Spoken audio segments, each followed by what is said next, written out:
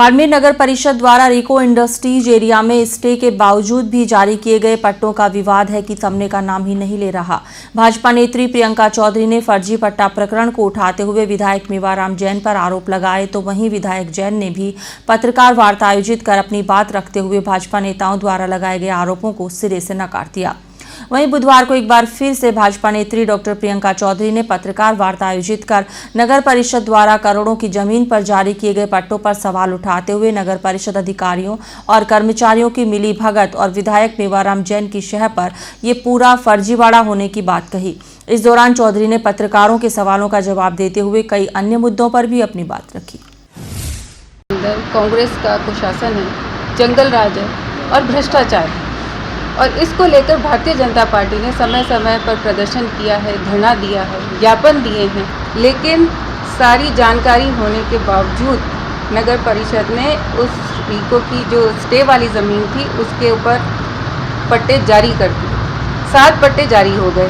तो सरकार है, यहाँ जो विधायक है, अभी उन्होंने कुछ समय पहले 2-3 दिन पहले ही प्रेस कॉन्फ्रेंस की और उन्होंने अपने बयान में माना कि यहाँ पर भू माफिया काम कर रहा है। उन्होंने स्वीकार किया कि यहाँ सरकारी ज़मीन पर भू माफियाओं के द्वारा फर्जी पट्टे लिए गए हैं। अब देखिए, ये सोचने की बात है कि जहाँ अशोक गहलोत कहते हैं कि 501 रुपये में पट्टा दिया जाएगा, बड़ी बड़ी योजना बनाकर वो बड़े बड़े होर्डिंग लगाकर प्रचार करते हैं, लेकिन बाड़मेर के अंदर एक भी व्यक्ति ऐसा नहीं होगा जिसको इस योजना का लाभ मिला हो, 501 रुपये के अंदर पट्टा मिला।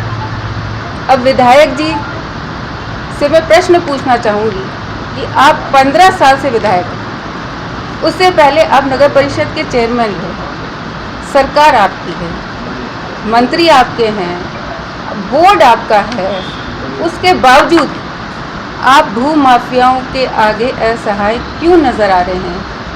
क्यों सरकारी ज़मीन पे? देखिए, उन्होंने बयान में उन्होंने खुद ने कहा, उन्होंने स्वीकार किया, उन्होंने भ्रष्टाचार को स्वीकार किया। उन्होंने कहा कि हाँ, शमशान पे कब्जा हो रहा है। उन्होंने ये माना कि नाडी पे कब्जा हो रहा है। उन्होंने माना कि सरकारी राज्य कार्यालय के लिए जो ज़मीन आरक्षित थी उस पे फर्जी पट्टे बन गए। सारी चीज़ें उन्होंने मानी, साथ ही साथ उन्होंने अपने भाई का जिक्र स्वयं ने किया। इसका मतलब सारी चीज़ें उनकी जानकारी में है।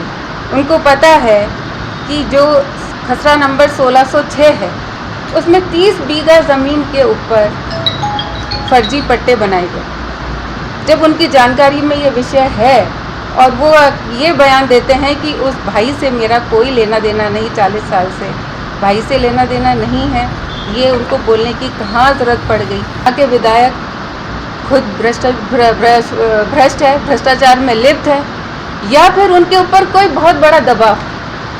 किन लोगों का दबाव है? इन भू माफियाओं ने किस तरह की दबाव की राजनीति की है?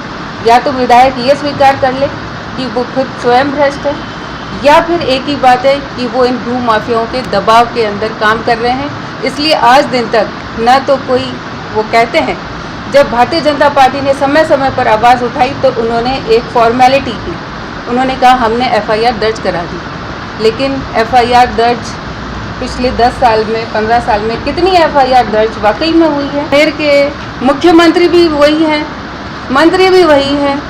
बाड़मेर में कोई भी काम उनके इशारे के बिना नहीं होता, उनकी इजाज़त के बिना नहीं होता। जितने भी ये मामले हैं, आप चाहे रिको वाला ये ज़मीन का घोटाला देख लो, और चाहे ये फायरिंग रेंज का देख लो, चाहे आप पहाड़ियाँ खुद रही है, बिक रही है, चाहे आप ये स्टेडियम का मामला देख लें, ये सारे मामले जो MLA खुद मान रहे हैं, इनमें सब में ये भाजपा के लोगों पे आरोप लगाते हैं। मैं कहती हूँ अगर आप जांच करवाइए।